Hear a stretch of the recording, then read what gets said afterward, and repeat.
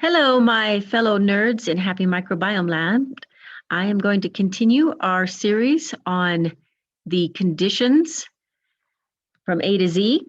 And last week we ended with flatulence, and we discussed how the fermenting fibers, the different oligosaccharides, disaccharides, monosaccharides, poles affect the gut. When these organisms digest those fibers, they produce a lot of gas and bloating and discomfort. So typically the FODMAP is what is used in that situation. Microbiome Labs is coming out with an enzyme that will help digest those fibers to reduce the amount of gas and flatulence and to make the FODMAP diet easier. There'll be more compliance, and it's meant to be used just while you're on the FODMAP diet, not for extended purposes, because we don't want to limit the diversity of the gut, which is what these extreme type diets do. Other reasons for gas, besides these particular fibers, it's many times individual. Some people who are prone to constipation, they tend to have issues just because they're not releasing those toxins from their body, and they're recirculating, changing their gut microflora to more methane, hydrogen sulfide, ammonia type producing organisms. So we'll move on to Gerd, reflux, and dyspepsia. These conditions, these are generally, upper digestive, and they very well could be a spectrum of dysfunction. And by that I mean, as we change the pH barriers of our gut, and these barriers are basically the zip codes to organisms, and these barriers can be damaged or removed because of the condition, the environment of the gut. And then basically these organisms don't know where they live. And that's how lower digestive organisms can translocate to the upper digestion. And as that process is happening, different type of symptoms will begin. It may start out as something simple as, a little bit of heartburn. Then it turns into refluxing more frequently. Now they're in, full-blown dyspepsia and Gerd, and then it blossoms into SIBO. And I'll add heartburn to this list as well. So what can we do about this?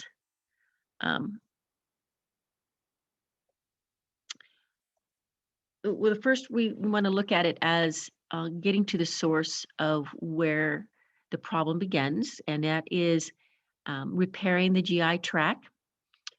This may start in the intestines and work their way up, from lower to upper. And of course, repairing these pH barriers is going to have a lot to do, with the total gut restoration, because anything that's affecting the lower bowels and intestines is going to infect the entire tube from mouth to anus. So the root of all conditions have to be addressed. A very helpful product that is specifically going to help with motility is MegaGuard. Oops. So the motility, again, is an important factor because we want to keep, again, this is digestion and conversion into waste products. So we want to be moving these products through the complete digestion and to the disposal area. And if not, then more problems occur in constipation and flatulence and other issues. So the motility aspect of this, and this is primarily the ginger that is going to be helping with that.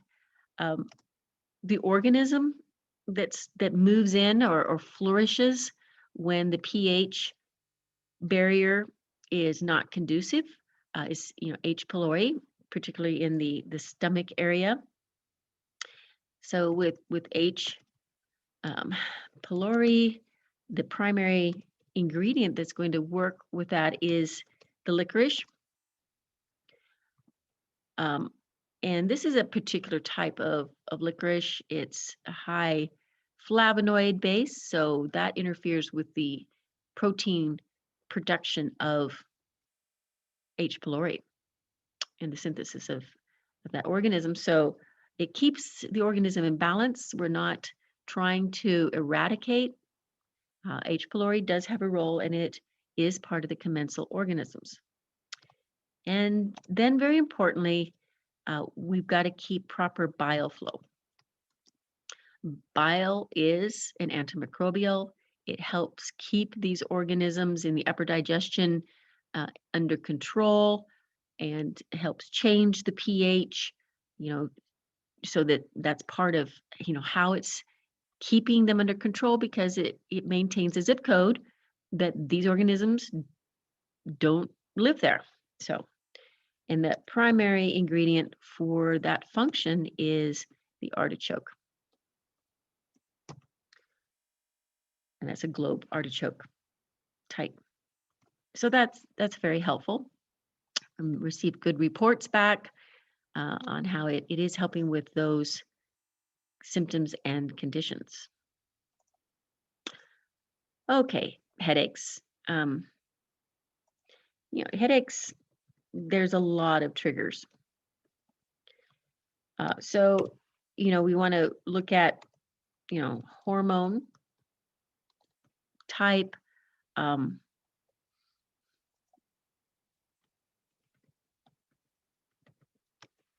food triggers,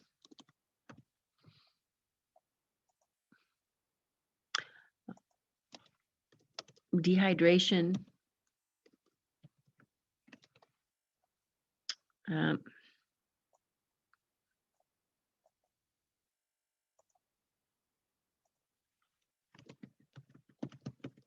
chemical exposure, or let's call it just environmental exposures,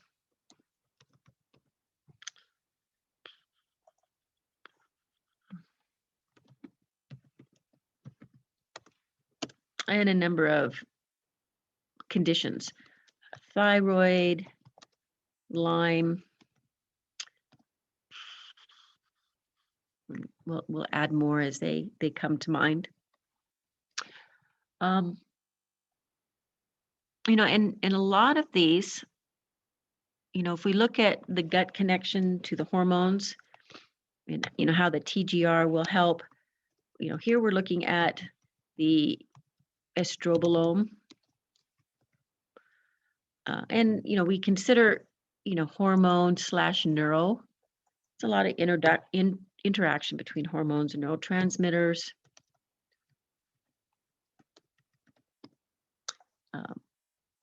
And the estrobolome and the psychobiome.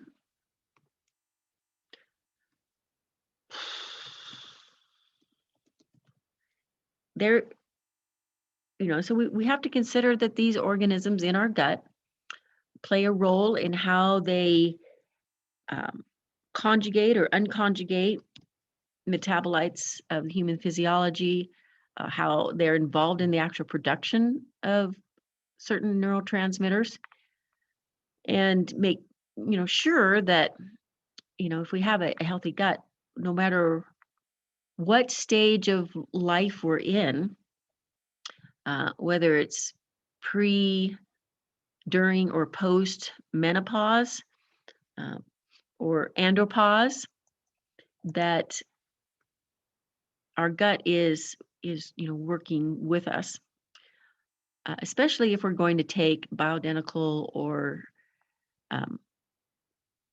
prescriptive hormones. That puts an extra burden on our gut and our liver. So that is a consideration. Of course, foods, where we have, food sensitivities,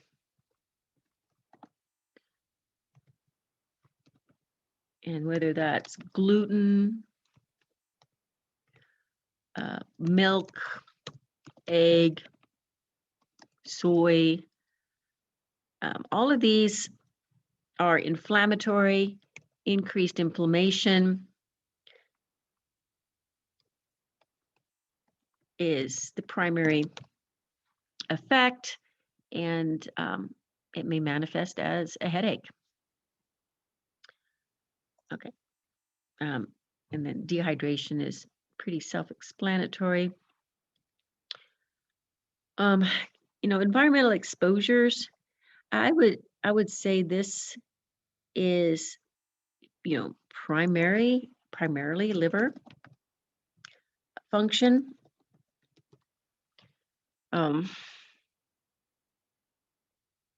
And unless, of course, it's ingested. So ingested, and that can be mercury, lead, any other heavy metals, glyphosate. So again, these have different functions. Mercury itself destroys neurons. All of these heavy metals have, many times have neurological implications. The glyphosate, the glyphosate is going to destroy, gut bacteria.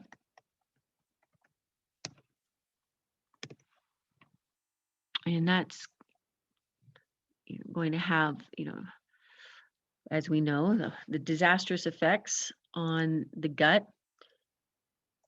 So we'll put TGR in here for the role that it plays in the gut.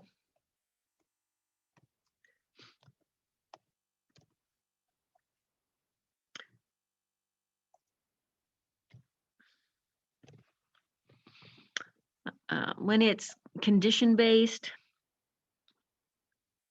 of course, the gut's always going to play a role. Again,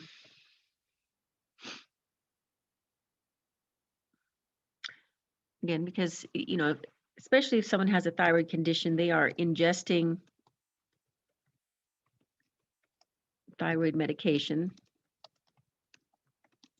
So how it's processed in the gut has a lot to do with, the gut bacteria.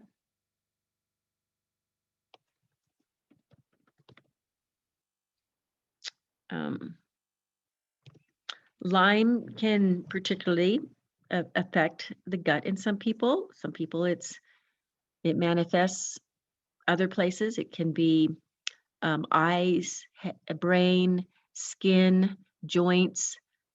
So that's another, opportunistic pathogen that, probably looks for the missing link. Hormone imbalance in general, as we mentioned here, with the estrobolome, and hormones affect the psychobiome. That's why when your hormones are imbalanced, you will feel it. And but the manifestations, um, a lot of people, they're looking at sex drive, um, weight control, and then the effects on bones, skin, fertility. So there's a lot of considerations there. Um, you know, Typically, if you can catch someone early enough, um, the younger they are, the easier it is to balance their hormones. Um, you know, I I I tend to do detox and more natural whole food supplements.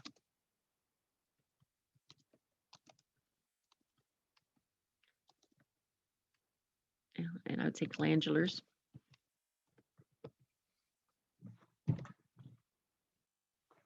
And diet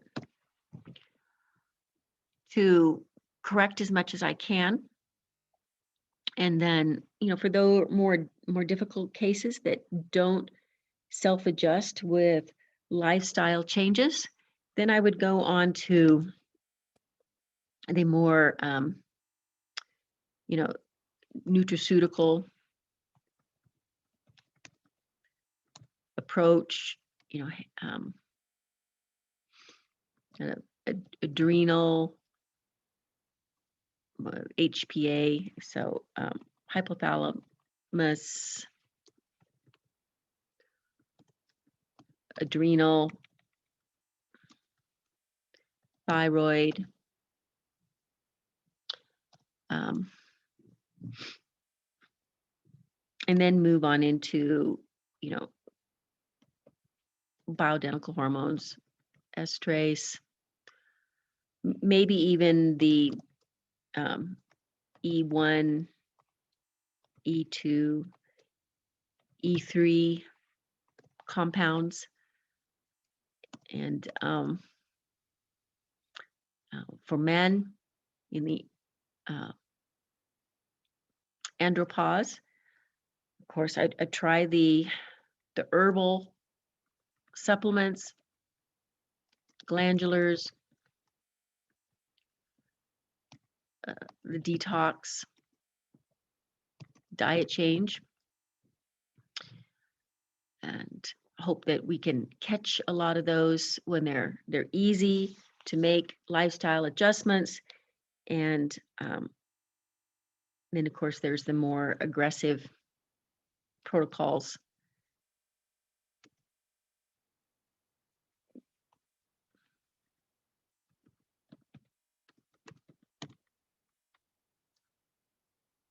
Nutraceuticals. Okay. All right, let's see what else we've got here. Okay, we already really hit indigestion. Okay, insomnia. And I'm probably going to, well, wait, libido's next.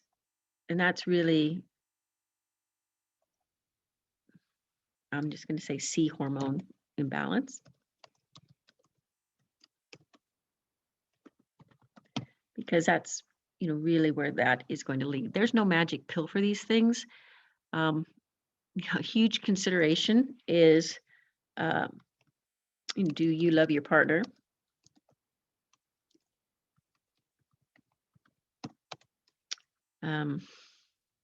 Stress, life stage,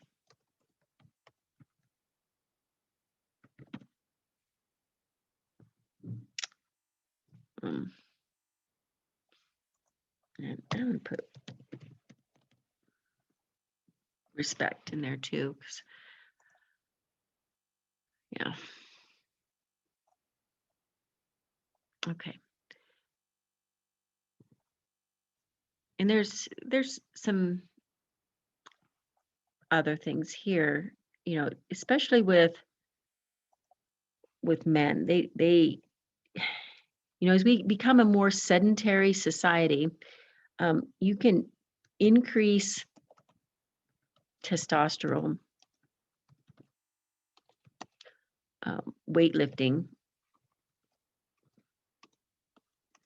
by 40%.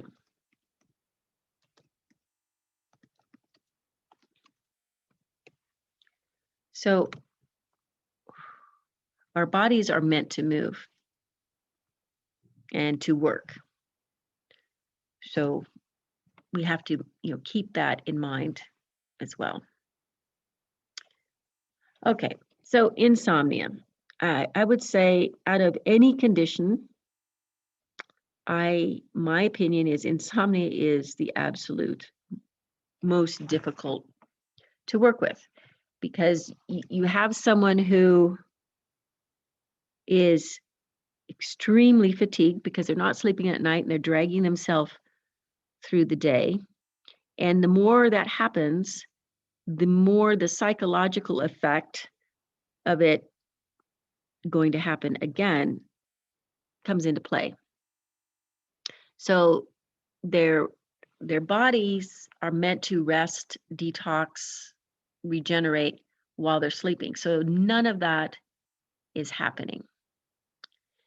And so the other things start popping up that they have to deal with, which stresses them out more, which makes it even harder to sleep.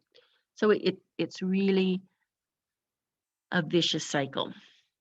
Now, I've looked at the neurotransmitter side of things. That's, the insomniacs that I worked with, it was mainly through adjusting neurotransmitters. And it was really a 50-50 shot, kind of a crapshoot, as you will, because it's extremely expensive to do the pre and post testing on neurotransmitters. The neurotransmitter products themselves were very expensive. And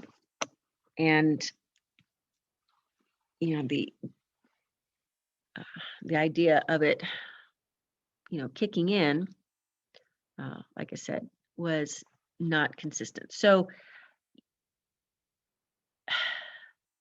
again, you have to break it up into, whether it's temporary or chronic, because, with some of the temporary,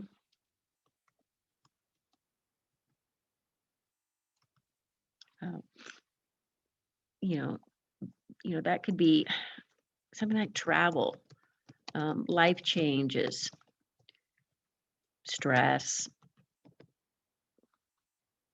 and quite honestly, melatonin is great. And people ask me, their fear about, taking things long term. I too have researched into this, and there's enough documentation out there to show that melatonin is not going to stop your body's natural melatonin production. And it's a very good antioxidant for the brain. And I think part of that is just that your brain has got to sleep, that it's damaging to your brain not to. So you really want to weigh the consequences in there. And my opinion is that melatonin is safe, and I personally take it. So, take that with a grain of salt. Now it's the chronic ones. That drive you nuts, because they've tried the melatonin, they're not traveling, there's not been any life changes. Pretty much all they do is figure out how to get sleep. At some point, sometimes they lose their job, their marriages. The ones, these were primarily women that I dealt with, and bless their hearts, their husbands sometimes practically carried them in, trying to help them, trying to get them to sleep, And I would say what we didn't have back then was TGR. And I'm convinced that it's a very root effect in these individuals' lives. And that's what I would do now. And I think that would make all the difference, because I have tried everything else for those folks and got only minimal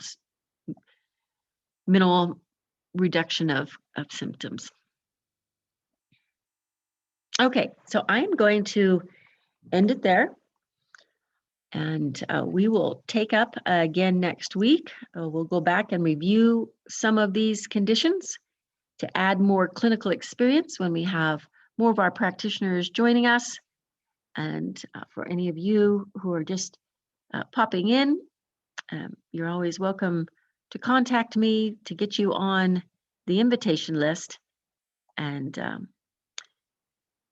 for anybody in the Southwest area, particularly, since that's the area that I supervise. And my email is tcarmack@microbiomelabs.com. Thank you and be well.